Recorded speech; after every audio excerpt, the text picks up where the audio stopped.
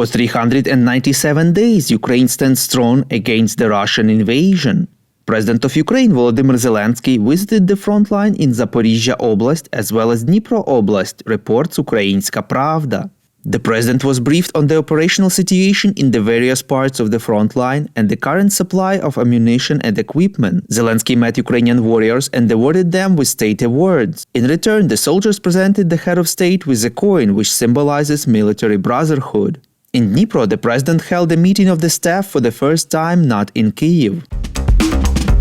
Russia conducted missile attacks in the city of Sloviansk, Donetsk Oblast, reports Interfax Ukraine. At least 2 people were killed and 32 wounded as a result of enemy fire. 5 of them are in extremely serious condition. Administrative and office buildings, 5 apartment buildings and 7 private houses, 10 cars were destroyed. The National Police of Ukraine informed that Russian troops attacked Donetsk region with 4 S-300 missiles. 2 of them hit Sloviansk and another 2 the city of Drushkivka. In Drushkivka, an orphanage has been completely destroyed. Social infrastructure facilities have been damaged. Information about the victims was not received.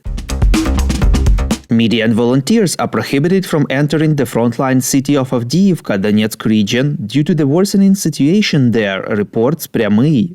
Earlier, local authorities informed that public utility workers will be evacuated from the city. The UK Ministry of Defense reported on 20th of March that the situation in Avdiivka, Donetsk Oblast is tactically similar to what is happening in Bakhmut to the north. In particular, according to intelligence data, Ukrainian troops continue their organized defense, but their supply lines to the west are under increasing threat due to the Russian encirclement operation. The armed forces of Ukraine recognize that the situation of Avdiivka in the near future may become similar to that in Bakhmut. Despite constant shelling by the occupiers, almost 2,000 people remain in Avdiivka and refuse to leave. The civilian population practically lives in basements.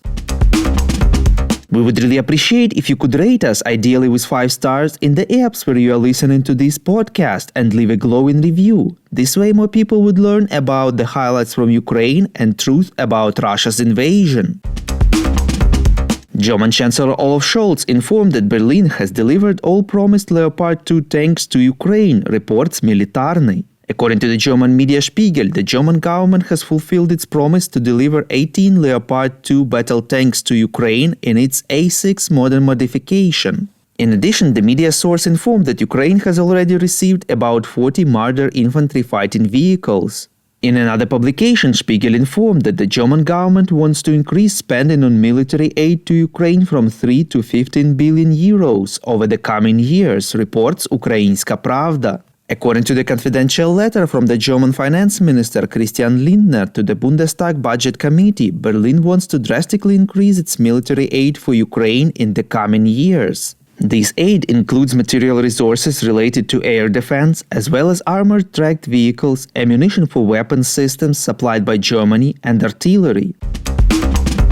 First Challenger 2 tanks from the UK arrived to Ukraine, reports Channel 5. Ukrainian Defense Minister Oleksiy Reznikov showed military equipment received by the air assault forces from international partners. In particular, they now have Challengers from the UK, Striker and Cougars from the US, and Marders from Germany. The minister said that no one would have thought a year ago that the support of Ukraine's partners would be so strong and that the entire civilized world would eventually resist the bloody aggressor, the terrorist country of the Russian Federation.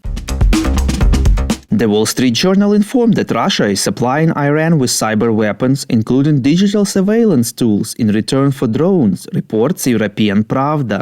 According to the media sources among US and Iranian officials, cooperation between Moscow and Tehran intensified after the latter agreed to provide, in addition to drones, short-range missiles and tank artillery rounds. Since the start of the full-scale war against Ukraine, Russia has provided Iran with communication surveillance capabilities as well as eavesdropping devices, advanced photography systems and lie detectors. Software that would allow Iranian authorities to hack the phones and systems of dissidents and adversaries was also mentioned. Iran is also asking for dozens of elite Russian attack helicopters, jet fighters, and aid with its long-range missile program. The Highlights from Ukraine podcast is an uncommercial initiative of just 2 people, and we need your help to grow. Share information about the podcast, rate us in the app, subscribe to our Patreon. With your support, we are getting better. We call on you to demand from governments of your countries to impose the toughest sanctions possible on Russia and its citizens to stop their invasion of Ukraine. Welcome to China in Focus. I'm Tiffany Meyer. Despite the U.S. government's current eye on China, Beijing is still pulling out tricks to lobby influence with Americans. One of its most recent tactics, tapping into local media. Here are the details. China Daily, the Chinese Communist Party's top propaganda outlet, is paying big bucks for ads in over a dozen U.S. newspapers. These ads look very much like opinion articles. Among the newspapers printing them are some of the most influential publications: Time Magazine, The Financial Times, Foreign Policy, and the Los Angeles Times. The paid ads come in the form of news-like supplements titled China Watch, but without exception, they all contained a pro-Beijing spin on contemporary events. One insert from USA Today last June touted Chinese leader Xi Jinping's 2015 visit to a U.S. school. The headline described the visit as having left an indelible mark on students. And another one, posted last November in Time Magazine, 4 pages of flattering coverage of China's leadership and economic growth in a bid to lure foreign investment. According to its latest filing with the U.S. Department of Justice, China Daily spent over $1.2 million on such advertising. That was over a 6-month span from May to October last year. But where did the money come from? The filing shows that China Daily's revenue for the same period grossed more than $5 million, with 98% of the sum funded by its Beijing headquarters. Profits from subscriptions totaled only about $10,000. A China affairs analyst is sending out a word of caution. The American political establishment, both legislative and executive, should be more conscious of the fact that a foreign totalitarian party's propaganda cannot pass for free speech. The U.S. government listed China Daily as both a foreign agent and a foreign mission of the communist regime. Under the Foreign Agents Registration Act, any entity listed must disclose its financial activities to the U.S. Justice Department every 6 months. As more details emerge, one example of pushback came from then Secretary of State Mike Pompeo. He said at the time the State Department designated 6 more China-based media companies as foreign missions. All of them operate in the U.S. He said the move seeks to counter propaganda from communist countries.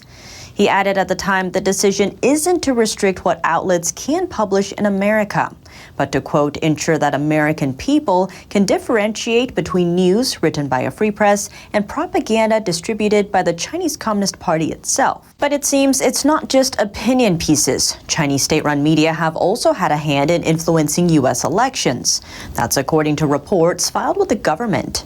Let's zoom in on Iowa, known for its rolling cornfields. The state found itself at the center of political intrigue in 2018. President Trump tweeting at the time, China is actually placing propaganda ads in the Des Moines Register and other papers, made to look like news. Reports also said the 4-page supplement aimed to undermine support for the Trump-China trade war. And there was a lot of money on the line. At the time, Iowa farmers were projected to lose around $2 billion from the trade wars. That's according to an Iowa State University study at the time. It expands outside the state, too. China has ramped up its efforts in recent years. Reports filed to the Justice Department under the Foreign Agents Registration Act, or FARA, noting China has spent $280 million over the past 6 years to influence U.S. politics. That's more than any other foreign country. And it's not just the U.S. Head of British intelligence agency MI5, Ken McCallum, saying in 2020, over in Australia, donors tied to Beijing directly paid politicians. That's an attempt to shape Australian foreign policy in China's favor. One case in the area involved a politician named Yang Jian, who was elected in 2011 to New Zealand's parliament. That's after he spent 15 years working for Chinese intelligence. His position in parliament involved dealing with China policy. And in Asia, similar situations played out in the lead-up to Taiwan's 2020 presidential election, with reports noting Chinese officials instructed local media outlets to promote the pro-Beijing candidate. While that candidate lost, Beijing has ramped up other influence efforts in Taiwan, including disinformation ahead of the 2022 elections. U.S. lawmakers will move ahead with a bill to get Chinese-owned app TikTok banned in the country. That's according to comments from House Speaker Kevin McCarthy on Sunday. Reports allege the Chinese Communist Party had access to the short video app's user data. Here are the details. House of Representatives Speaker Kevin McCarthy tweeted the news on Sunday amid national security concerns about the short video app, which is owned by China-based company ByteDance. There are growing calls in the United States to ban TikTok or to pass bipartisan legislation to give President Joe Biden's administration legal authority to seek a ban. Devices owned by the U.S. government were recently barred from having the app installed. McCarthy said on Twitter, quote, "The House will be moving forward with legislation to protect Americans from the technological tentacles of the Chinese Communist Party." TikTok needs to be an American company with American values. On Thursday, House committee lawmakers from both parties grilled TikTok CEO Shou Zi-Chew for about 5 hours over concerns involving the app. We do not promote or remove content at the request of the Chinese government. Asked if the app has spied on Americans at Beijing's request, Chew said no. But his answer sounded less firm regarding the company's disclosure in December that some China-based ByteDance employees had improperly accessed TikTok user data of 2 journalists and were no longer employed by the company. Chew said, "I don't think that spying is the right way to describe it." He went on to say the reports involved an internal investigation before being cut off. McCarthy also tweeted on Sunday that, quote, "It's very concerning that the CEO of TikTok can't be honest and admit what we already know to be true. China has access to TikTok user data." The app has 150 million American users. TikTok says it has spent more than $1.5 billion on data security efforts and is contracted with U.S. firm Oracle Corp to store TikTok's U.S. user data. Wedbush, one of America's leading research firms, says a national ban on TikTok is 90% likely. That's as other Western countries target the app, like France and Sweden. France will ban TikTok from the work phones of civil servants. That's according to the country's civil service minister on Friday. Likewise, Sweden announced Monday it's banning military members from using TikTok on work devices. Is Apple leaving China or staying put? On Monday, Apple CEO Tim Cook met with the Chinese Commerce Minister to discuss the nation's supply chain issues. Cook was in Beijing over the weekend to attend the China Development Forum. The CCP-led event is making a return after the country's extended pandemic lockdown. The forum took place at Diaoyutai State Guest House, a diplomatic complex used to house foreign dignitaries. During the event, Cook openly praised China for its close ties with U.S. iPhone manufacturers. He called it a symbiotic kind of relationship that Apple and China have both enjoyed. He also voiced plans to increase Apple's spending on China's rural education program. Apple, on the other hand, declined to comment on Cook's trip. The U.S. tech giant has relied heavily on China's consumer market and manufacturing capabilities over the years. But as tension continuously escalates between Washington and Beijing, Apple has looked to reduce its supply chain dependence on China. The company is also shifting some production capacity to India. Last year, China imposed a nationwide zero COVID-19 policy, earmarked by widespread lockdowns. The policy fueled anger among Chinese workers, resulting in severe disruption inside the world's largest iPhone factory, run by Apple supplier Foxconn. China's best-known entrepreneur has returned to China, Jack Ma, ending a year-long stay overseas. His re-emergence offers support for the Chinese Communist Party's softening tone toward the private sector after a bruising 2-year regulatory crackdown. This as Beijing tries to shore up a battered economy, rattled by 3 years of COVID-19 curbs. Alibaba founder Jack Ma has returned to China after spending more than a year overseas. He resurfaced at a school he founded in Hangzhou, also home to his e-commerce titan. Ma's travels abroad, which included Japan and Australia, were viewed as a reflection of the sober mood of China's private businesses. It's our great honor. And this is one of the country's most outspoken businessmen, he retreated from the limelight after criticizing China's financial regulators in 2020. Some regarded his comments as the catalyst, which triggered a wide-ranging regulatory crackdown by Beijing on tech entrepreneurs. Chinese authorities said in recent months they had ended this crackdown and would instead support the sector. But Chinese entrepreneurs said they saw Ma's decision to stay overseas as a factor hindering confidence. Hong Kong traded shares in Alibaba rose more than 4% after the South China Morning Post reported his return. The U.S. State Department urging Americans and citizens of other countries to reconsider travel to China. That's due to the risk that Chinese authorities could arbitrarily detain foreigners and even cut them off from consular help. Just this Monday, China's foreign ministry confirmed that a Japanese citizen has been detained. Beijing accused the person of espionage. The person works for a Japanese pharmaceutical company. Tokyo is calling on Beijing to release the Japanese national, adding that Chinese authorities should allow the man access to Japanese consulate officials. Taiwan losing another diplomatic ally to China. This time it's Honduras. On Sunday, the Central American country switched its diplomatic relations from Taiwan to Beijing. This means Taiwan maintains diplomatic ties with just 13 countries, most of them developing countries in Central America, the Caribbean, and the Pacific. Taiwan's foreign minister accused Beijing of luring Honduras away from the island. The Chinese always try to manipulate the event to distort our diplomatic relations. He said Honduras asked Taiwan for billions of dollars of aid and that it was comparing aid packages from Taiwan and Beijing. Taiwan's president said the island would not engage in meaningless dollar diplomacy with China. Taiwan's people have already proved to the world that we never cower from threats. Taiwan's cooperation and links with allies and like-minded countries to jointly promote international well-being and security will only increase, not decrease. An expert said Beijing's dollar diplomacy would only make the Taiwanese people dislike China more and wouldn't scare away supporters of Taiwan's current ruling party. That party taking a tough stance toward its communist neighbor. Beijing's effort to get Taiwan's allies to switch diplomatic recognition, especially the ones in Central America, are really having an impact on the U.S. These countries sit in America's backyard. It's worsening the tension between the U.S. and China. Taiwan said it would shut down its embassy and consulate in Honduras. An exodus of Western car makers is narrowing options for Russian consumers, and Chinese automakers are quickly filling the gap. Many Russians are left with no choice but to embrace Chinese brands. Here are the details. Russian car buyers have some new brand names to get their heads around. Chinese makers have rushed in to fill the gap left by Western firms that have pulled out.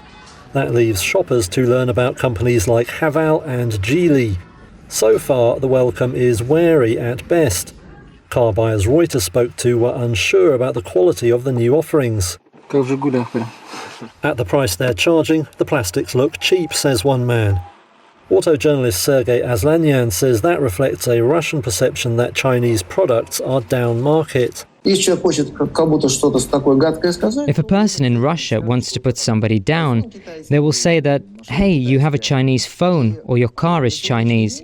At the moment, people are not that hungry to show demand for Chinese products. We need to end up like Cuba first, to turn into pedestrians over the years, and then maybe we will lower the expectations enough for Chinese cars. Sales figures tell a different story, though. Chinese brands now have almost 40% of Russia's car market, up from less than 10% early last year. The main driver may be the simple fact of availability. In the eastern city of Vladivostok, Vladimir Shestak sells Western and Chinese brands.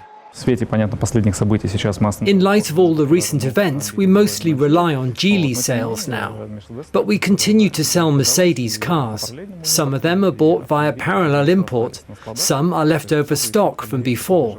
Russians increasingly have little choice, with most Western brands already gone. Volkswagen's Skoda unit is currently in the final stages of negotiating a deal to sell its assets. The departure of such firms was one factor in a near 60% slump in total car sales last year. For many buyers, that means it may soon be a case of go Chinese or catch the bus. Coming up, if Beijing invaded Taiwan, how would Australia, a top U.S. ally, react? I'm sure if we were called upon by the United States to act, then we would do so. It's almost unbelievable that we wouldn't if we were called upon to do so. Is the nation prepared? We sat down with Kevin Andrews, former Australian Minister for Defence and a contributor with the Epoch Times, for his take. That and more in just a minute, here on China in Focus. Welcome back to China in Focus. I'm Tiffany Meyer. Would Australia defend Taiwan if Beijing invaded the island? And would it follow Washington's lead? We spoke to Kevin Andrews, former Australian Minister for Defense and a contributor with the Epoch Times, for details. Kevin Andrews, thank you so much for joining us. Great to have you on the show. So you recently wrote an article called "Australia Finally Gets the Defenses It Needs as AUKUS Clears Final Hurdle." Can you expand on that? What are these defenses and what's the final hurdles that have been crossed? When I was Defence Minister, we had decided that we wanted new submarines by the mid to late 2020s. With the French arrangements and then all the saga that was surrounding that pushed out the possibility of getting a submarine until probably the early to mid 2030s. So that left us with a 10-year additional capability cap on top of an ageing Collins-class submarine. The Collins-class is a diesel-electric submarine. It was good for its day. It's probably functional still, but compared to a nuclear submarine, it's simply not in the same class. So what this arrangement has done has meant that by being able to have a rotation of American and UK submarines from 2027, that capability gap which we identified at the time I was the Defence Minister is in fact being plugged again, but albeit in a different way. And speaking of AUKUS, it seems the US and Australia have also announced plans to develop a hypersonic aircraft. This is the latest in the deal. What's the significance here?